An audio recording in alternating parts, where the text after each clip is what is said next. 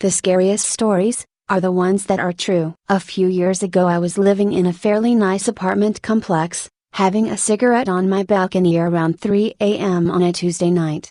I'm usually on my phone, but I got this weird chill and looked up to see a middle-aged man walking down the sidewalk across the complex. It struck me that he did not belong here, and I realized he wasn't one of the residents.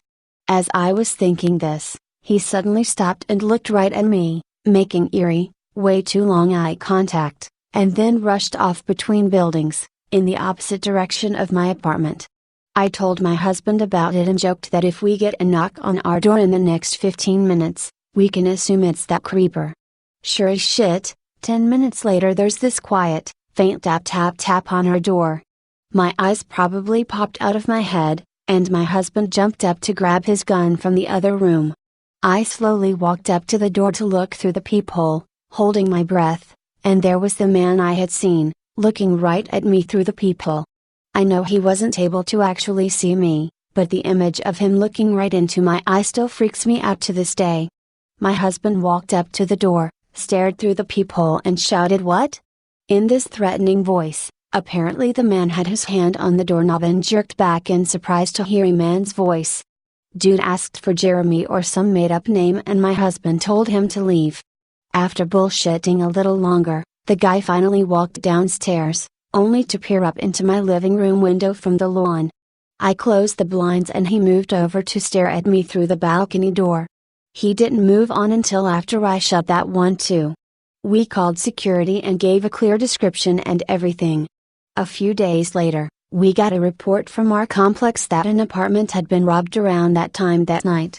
What keeps me up at night is this question: if you're going to rob an apartment, why would you go to one that you definitely know a woman is awake and home, seemingly alone? I lived in an apartment a few years ago. 4 units upstairs, 4 units downstairs. I lived upstairs, and the apartment below me was vacant. I kept hearing footsteps through the apartment, and I knew I shouldn't have. Nobody was downstairs. I asked someone to come over and listen, just to see if I was crazy. Maybe I'm just hearing other apartments since it's empty downstairs, and everything is echoing. Wrong. I kept hearing the footsteps. This went on for a solid hour. Finally I called the landlord and the police.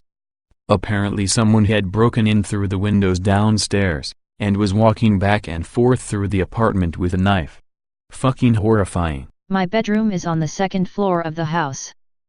There's no patio, porch, or overhang of any kind beneath my windows.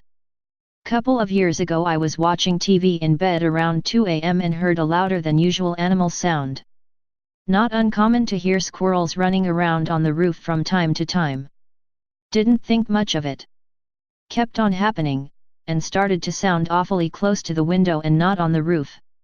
I ignored it for a pretty long time. After at least 40 to 45 minutes of being irritated by the noise, I banged on the wall in hopes of scaring them off until I could get to sleep. Just 2 quick bangs with my fist, which were answered with 2 bangs on the wall right next to the window from outside. Needless to say, I just about shit and jumped out of bed. Now, my living room has a bay window, and is on the other end of the house, so I could look out that window from the side and see my bedroom window. I hustle downstairs and peek out. I see a guy standing in front of my house, below my bedroom window. He's got a knife, small pocket knife, in his hand, and he's petting the front of my house. I call the police and wait. He never leaves the front of the house even when they roll up and ultimately disarm and arrest him without much struggle.